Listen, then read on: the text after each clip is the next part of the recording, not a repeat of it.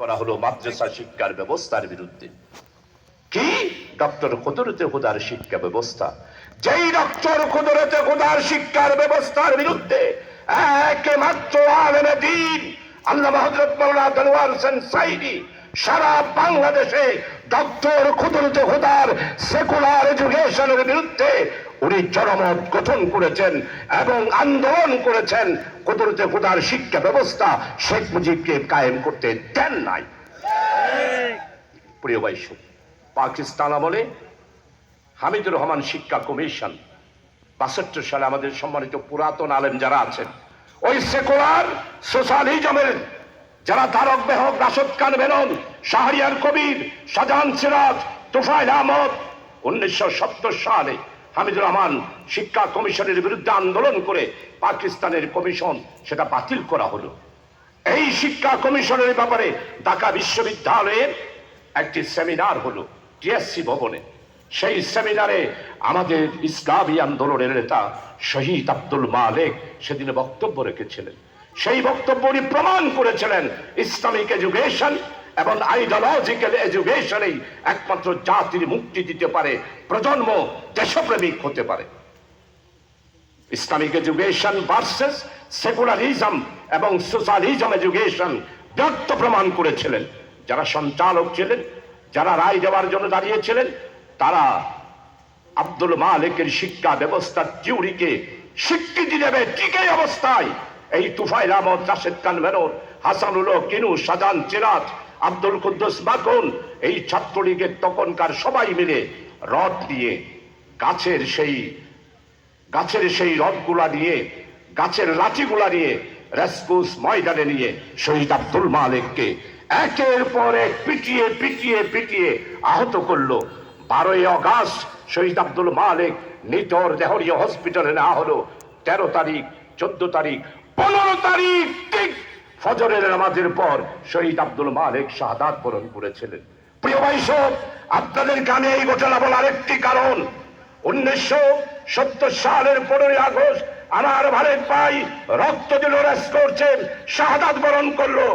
ঠিক সেই 15ই আগস্ট ফজরের নামাজের একটু আগে শুক্রবারে এক নেতার এক দেশ, বঙ্গবন্ধুর বাংলাদেশ, এক নাইটে সব শেষ হয়ে গেল। আল্লাহ তাআলার মেহেরবানি, আল্লাহ তাআলার মেহেরবানি।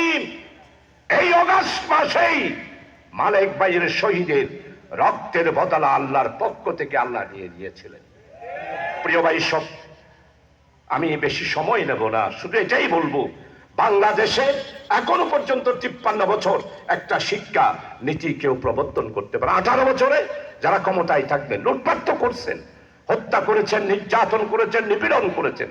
শিক্ষা ব্যবস্থাটাকেও ধ্বংস করে যাওয়ার জন্য এই শেখ হাসিনা এবং আওয়ামী লীগের যারা আছে ফাড়াগো রোল সাত দোয়ানত বই গো তাপ্পার লুটিয়ে খাই এটা রাখ দে হতে হারা দিবে আবার আইব হনে না হয় বাজিও হন না ওরাই ফাড়াই হল লুটেরা, চোর, ডাকাত, লুণ্ঠনকারী, বাংলাদেশকে সর্বশান্তকারী এই আওয়ামী লীগ, যুবলীগ, স্বেচ্ছাসেবক লীগ আর বাইরে ওলামা লীগ। ওলামা লীগের ভাইয়েরা আপনারা স্লোগান দিয়েছেন কি? জয় বাংলা। এই জয় বাংলার স্লোগান, এটা হলো শ্রী শ্রী জয়রামের খালাতো ভাইয়ের স্লোগান, হলো জয় বাংলার স্লোগান। এরা সবাই এখন তাপ্পরণ লুটিয়ে খাই, ফজরত হয় কি আমরা আবার আসিবে। কোথায় আসিবে? বাংলাদেশে। আল্লাহর মেহেরবানি, কিয়ামতের ফজর হতে পারে শেখ হাসিনা আর আওয়ামী লীগ সেকুলারিজম বাংলাদেশে আর রাজনীতি করতে পারবে না, পারবে না।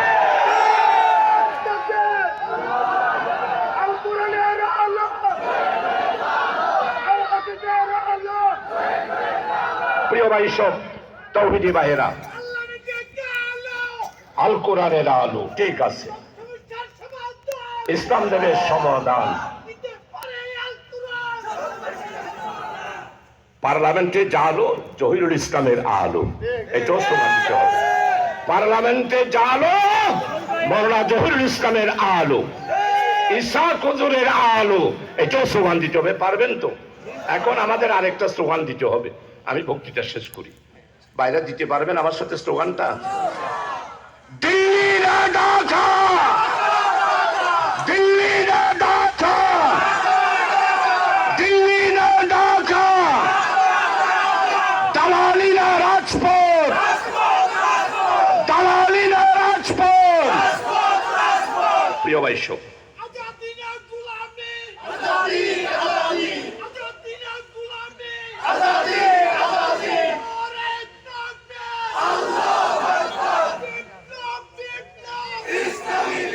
প্রিয় ভাই সব,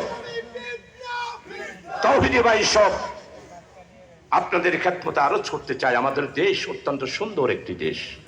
আমাদের দেশের মতো সম্পদশালী দেশ পৃথিবীতে 400 বছর আগে কোনো দেশ ছিল না। আমাদের দেশের ব্যাপারে কবিরা লিখেছেন, সুজলা সুফলা শস্য শ্যামলা, ধনে ধান্যে পুষ্পে ভরার দেশ আমার এই প্রিয় বাংলাদেশ। ইবনে বতুতা সফর করে বলেছেন, আমি বাংলার ঘরে ঘরে গ্রামে গঞ্জে সফর করেছি, হাসিতে খুশিতে সুখে স্বাচ্ছন্দ্যে বসবাস করে বাংলার গ্রাম বাংলার জনগণ। গোয়াল ভরা গরু, পুকুর ভরা মাছ, গোলা ভরা ধানের দেশ হলো আমার এই প্রিয় জন্মভূমি বাংলাদেশ। আমাদের দেশকে গত 18 বছরের 17টা ভারতের সাথে চুক্তি করে আমার দেশকে তলাবিহীন জুড়িতে অর্থনৈতিক দিক থেকে নিঃস্ব করে দেওয়া হয়েছে। আজকে 92 লক্ষ মানুষ, আমার যুবক সন্তানেরা আজকে বেকার।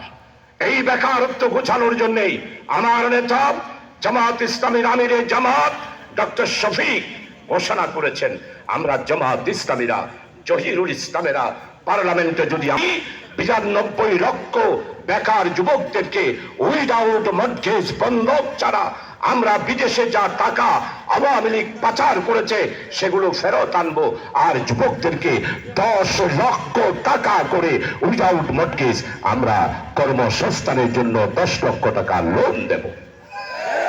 আমাদের আমির জামাত ঘোষণা করেছে। উনি তো বাংলার নেতা নয়, আওয়ামী লীগ এবং শেখ হাসিনাই সবচেয়ে বেশি দায়ী। প্রিয় ভাই সব, এরপরে তিস্তা নদীতে বাদ, 51টা নদীতে বাদ, শুভপুরের ব্রিজে পানির পাম্প বসিয়ে ইন্ডিয়াতে পানি নিয়ে যাওয়া হচ্ছে। শুধু এটার বিরুদ্ধে আমার আবরার, আমার ছেলে, আমার কলেজার টুকরা ইঞ্জিনিয়ারিং বিশ্ববিদ্যালয়ে শুধু একটা স্ট্যাটাস দিয়েছে, তারা আমাদেরকে পানিতে মেরে আমাদেরকে দুটো মরুভূমি বানিয়ে দিচ্ছে। সুজলা সুফলা দেশকে এইখানে মরুভূমিতে রূপান্তরিত করছে। শুধু এই স্ট্যাটাসটা দেওয়ার কারণে সোয়েটের কৃতি ছাত্র, মেধাবী ছাত্র, বাংলার অবিস্মরণীয় একটি যুবক আবরারকে এই ছাত্রলীগ, যুবলীগ, শেখ হাসিনার পান্ডারা পিটিয়ে পিটিয়ে হত্যা করে আবরারকে তারা নিহত করেছিল। এখনো আবরার হত্যার বিচার আমরা পাই নাই।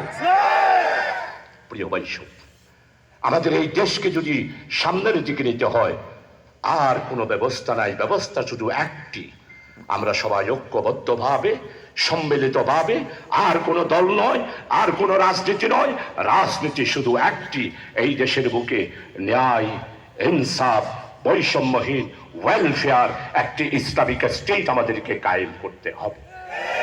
প্রিয় ভাই সব, ইসলামিক স্টেট কায়েম করার জন্য কিছু লোক দরকার হবে। লোকগুলা কারা? যারা হারাম এবং হালাল পার্থক্য করে নিজের জীবনকে পরিচালিত করে। যারা হারাম খায় তারা ইসলামী আন্দোলন করতে পারবে না।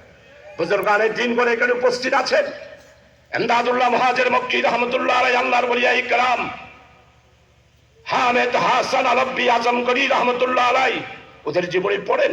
বুজুর্গানের দিনগণ হারাম এবং হালালের পার্থক্য বাছাই করে চলার জন্য আল্লাহর কাছে কান্নাকাটি করতেন। শেষ রাতে উঠে জিকির করতেন, আল্লাহর কাছে কাঁদতেন। কলবে জাকের দে মুঝে আর রনমালি আঁখো দে তাকে মাইরো তারো তেরি রিজা के वास्ते गुनाह मेरी सारी उमर गुजारी आई मेरे मौला আই মেরে বাড়ি।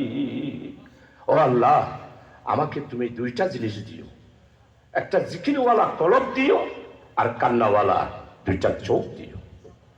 আর এখন আমাদের কলব জিকির নাই, আমাদের কলবে 24 ঘন্টা টাকা টাকা সম্পত্তি, আজা পয়সা আজা, এটাই হলো আমাদের কলব।